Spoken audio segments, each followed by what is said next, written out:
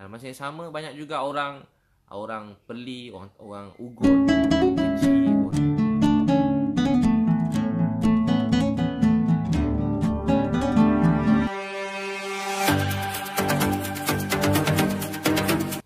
masa yang sama banyak juga orang peli, orang ugut, orang keji, orang cakap macam-macam. Macam-macam yang cakap yang tak baik. Saya rasa sedih, tapi ia membuat saya sedar yang bahawa dunia ni tak seindah macam kita bayangkan. Dunia ni tak macam yang kita bayangkan. Ujian datang, dia tak indah macam kita bayangkan. Kita ingat kita tak kacau orang, tak sentuh orang, tak sebut tentang orang, kita tak pernah hina orang, kita sayang semua orang. Tapi orang tetap kacau kita, sentuh kita, ugut kita, cakap bukan-bukan, daripada orang kecil sampai orang paling besar. Kita rasa sedih, rasa macam sedih. Sebab kita hari-hari doakan dia. Dia doa dia bahagia. Kita doa dia dapat hidayah.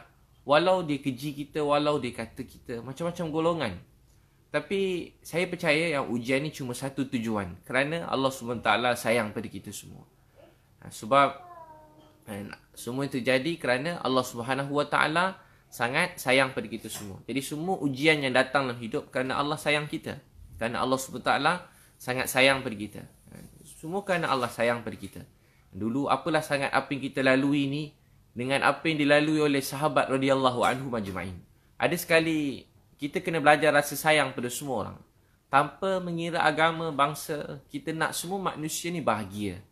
Kita nak semua manusia ni gembira. Kita nak semua manusia dalam dunia ni rasa bahagia. Ada sekali contoh saya pergi dekat bila saya pergi dekat mana-mana negeri, contoh saya pergi dekat Kedah. Bila saya tengok banyak semua negeri ada. Bila saya pergi ke sana, bila saya tengok keluarga yang saya sayangi, saya sayang pada semua orang. Saya tak niat apa-apa, saya nampak, saya tengok ada orang tidur atas tempat-tempat sampah, ada orang tidur atas najis, tempat yang teruk. Bila kita tengok keadaan begitu, kita rasa sedih, nangis. Apa keadaan bila kita tengok orang tidur dalam keadaan yang begitu? Tak ada rupa rumah, pondok, macam-macam tempat saya pergi daripada KL lagi, Kedah, ada tempat dekat Selangor, ada tempat saya pergi dekat banyak negeri yang lain. Bila saya sampai-sampai je menangis. Saya ingat masa kecil-kecil je berlaku begitu. Rupa bila dah besar ni jadi lagi kan. Orang cakap, orang keji, kata. Daripada orang biasa sampai orang besar-besar pun ada. Orang yang berkuasa pun ada. Kadang-kadang kita rasa sedih, sayu. Bukan nak bergaduh, tapi rasa sedih, sayu. Kita tak masuk pun jalan orang, tak lalu pun jalan orang. Kita tak sentuh siapa-siapa, tak sebut nama siapa-siapa. Kita tak ada kacau sesiapa pun. Tapi tiba-tiba macam-macam ujian datang kan. Macam-macam ujian datang. Rasa sedih. Rasa takut juga. Rasa takut macam, sebab kita bukan jenis orang yang nak bergaduh dengan siapa-siapa. Saya rasa sayang pada semua orang. Dan saya minta maaf kalau apa yang saya lakukan ni banyak mengguris hati ramai orang. Saya susahkan siapa-siapa. Tapi sebab dulu saya tidur atas guni, ada orang bagi saya alas tidur. Saya rasa tu hutang budi. Sampai sekarang saya simpan alas tidur orang bagi kat saya. Kerana tu saya dulu pernah makan susah sepinggan kongsi. Mak saya bawa balik nasi goreng Pattaya. Adik-beradik ramai. Kami share. Kami mengalah suap-suap bilik suap makan nasi goreng Pattaya.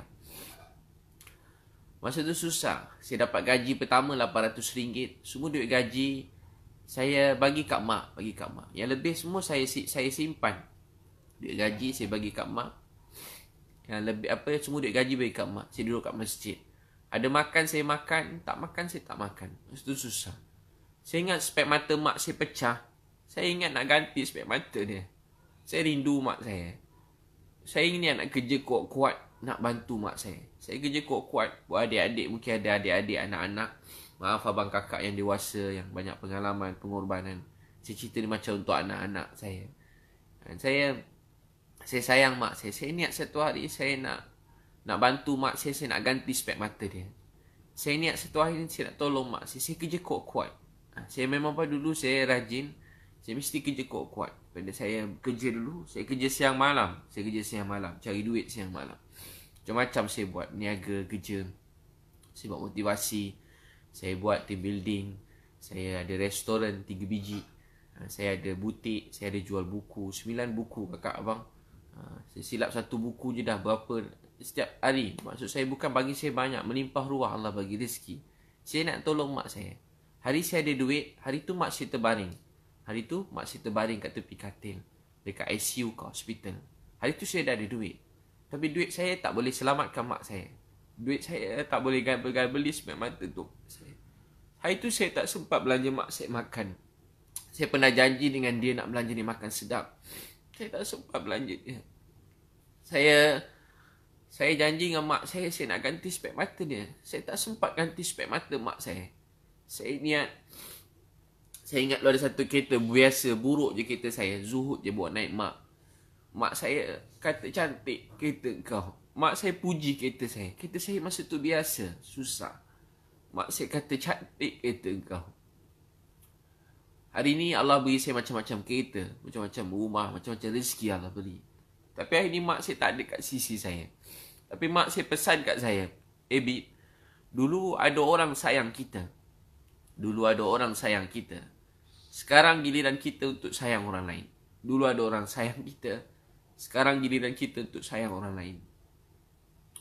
Dulu ada orang sayang kita. Sekarang giliran kita untuk sayang orang lain. Dulu ada orang sayang kita. Sekarang giliran kita untuk sayang orang lain. Kalau kita tidur lena makan sedap, ada orang susah tepi jalan, susah. Kalau kita tak tolong mereka, siapa nak tolong mereka? Ini bukan soal sesiapa. Bukan soal saya ni memang saya tak ada sokong mana-mana parti. Saya pun tak ada sokong mana-mana orang. Saya tak kisah bangsa apa, agama apa. Daripada dulu lagi. Saya susah nak benci orang daripada dulu. Saya susah nak lawan orang. Saya susah nak kata siapa-siapa. Saya susah nak bergaduh dengan siapa-siapa. Tapi kebelakangan ni orang tak berhenti datang. Semua nak cek gaduh dengan saya. Semua nak cakap bukan-bukan kat saya. Mesej saya bukan-bukan. Cakap bukan-bukan. Yang ugut saya pun ada juga. Ugut saya bukan-bukan. Saya pun macam sedih. Yang ugut macam-macam orang ada. Cakap kat saya. Ada orang besar, ada orang berkuasa. Ugut saya. Saya jadi sedih. Saya memang tak takut siapa-siapa daripada saya kecil. Saya tak takut siapa-siapa. Saya cuma tahu hidup saya Allah tentukan. Mati saya Allah yang tentukan. Saya tak takut siapa-siapa. Cuma saya tak suka saya tak balas pun. Kalau orang mesej saya bukan-bukan, saya tak balas. Kalau orang ugut saya pun saya tak balas. Setakat kata-kata ni saya tak kisah. Tapi dia bila melibatkan macam-macam orang kan, yang tu saya jadi sedih, saya jadi sayu. Saya terfikir, oh rupanya dunia ni tak seindah yang kita sangka. Dunia ni tak seindah yang kita sangka. Dunia ni tak seindah yang kita sangka. Walau kita cuba nak bawa kasih sayang dalam dunia, walau kita cuba nak bawa kasih sayang dalam dunia, pun ada orang nak benci kita, pun ada orang nak lawan kita. Saya pun tak faham. Dulu saya tak kenal Tuhan. Saya tak kenal Tuhan. Saya jahat. Kawan-kawan yang ikut saya pun banyak yang jahat-jahat. Banyak kawan-kawan saya tak kenal Tuhan dulu. Tapi masa kita jahat, kita tak jumpa benda-benda macam ni. Tapi bila kita cuba jadi baik, cuba dekat dengan Allah, cuba nak buat dakwah, ujian tu dia tak berhenti-berhenti. Kita kadang-kadang tak faham. Kadang tak boleh nak faham.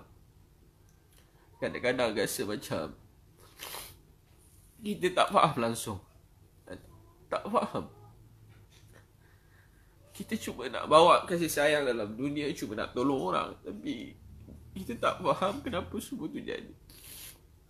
Kita tak faham kenapa orang nak kacau kita, kenapa orang nak dengkikan kita, kenapa orang nak salahkan kita. Saya memang tak pernah sebut nama-nama orang. Saya memang tak pernah nak bergaduh dengan orang. Saya ni memang tak takut orang.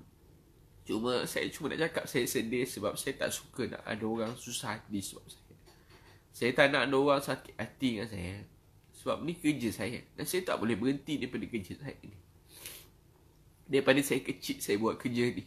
Kalau tuan-tuan nak tahu, daripada saya umur 12 tahun ni lah kerja saya. Daripada saya kecil ujian-ujian macam ni datang. Saya pun daripada 12 tahun, 13 tahun, 14 tahun, 15 tahun. Ujian-ujian ni datang tak berhenti-berhenti siang malam. Daripada dulu saya berdakwah, ada je ujian. Masa saya sekolah dulu, saya ajak orang berdakwah. Kadang-kadang saya semangat lebih. Dulu ada orang buat report masa saya kecil-kecil dulu, masa sekolah menengah. Polis datang rumah. Dulu masa saya kecil-kecil, polis datang rumah. Saya cuba tolong orang pergi pendalaman, kena halau. Daripada kampung asli, kena angkat, campak kat kubur. Saya pergi masjid dulu. Kadang masjid halau, campak pada masjid. Kena halau pada masjid, kena tidur tepi longkang. Saya pernah duduk pagi kena halau, pergi nak berdakwah buat baik. Pagi kena halau sampai petang. Saya pernah pergi masjid, bukan dulu-dulu sangat, beberapa tahun lepas. Saya pergi tempat, saya kena suruh balik. Kadang-kadang dia bukan masalah satu badan kerajaan atau badan tertentu beruniform, bukan. Tapi dia kadang-kadang cuma orang-orang tertentu yang memanglah hantar. Saya faham semua tu ujian daripada Allah. Saya faham. Cuma saya nak cerita, saya rasa sedih bila ada tempat kena halau, ada tempat kena ni. Kadang saya cuba buat baik. Saya duduk depan dengar, tiba-tiba saya kena marah. Ada tempat saya pergi, tiba-tiba orang maki hamun. Saya pun tak faham. Menjadi macam heran. Saya cuba buat baik dengan orang, cuba macam tolong orang, tapi dia jadi sebaliknya. Jadi sebaliknya. Dia tak jadi macam, tak jadi baik. Tapi tahu tak apa yang menguatkan saya setiap hari? Bila tadi sebelum saya cakap dengan tuan-puan ni, saya call Uncle Lee. Uncle Lee. Uncle Lee tak tahu, dia tak tengok Facebook, dia tak tengok Instagram. Saya call Uncle Lee. Saya jumpa Uncle Lee dekat tepi jalan satu masa hari tu. Tadi saya call dia, baru sekejap ni. Apa dia cakap kat saya? Dia cakap setiap pagi saya doakan, Ustaz. Dulu saya tidur tepi jalan. Anak-anak saya dah tak ada dalam hidup saya. Mereka tak tahu pergi mana. Cucu saya tak ingat kat saya. Sebab saya sibuk kerja, keluarga saya tak sayang saya. Tapi Ustaz tak pernah berhenti tanya khabar saya. Ustaz belanja duit, bagi saya duit pada saya, bagi duit belanja tak berhenti. Ada duit dalam akaun saya. Saya setiap hari saya tengok, dia kata tengok almari, saya tengok Ustaz, ingat Ustaz bagi almari ni. Saya bangun pagi, saya tengok apa-apa yang ada kat saya, baju saya, Ustaz hadiahkan pada saya. Jadi orang-orang macam ni yang membuat saya rasa kuat. Saya ni, kadang-kadang ada sekali, saya pergi tempat, saya dah lama tak ziarah. Saya jumpa budak ni dekat satu tempat kolam air panas. Dia jual burger. Dalam burger dia ada dadah. Dulu dia budak-budak kecil-kecil jual burger. Dia kawan-kawan budak-budak dadah.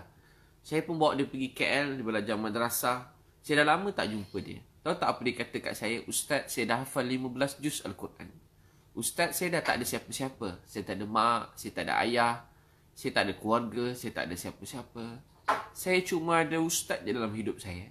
Dia kata apa? Saya cuma ada Ustaz dalam hidup saya. Ustaz jangan lupakan saya. Saya tengok dia macam anak saya.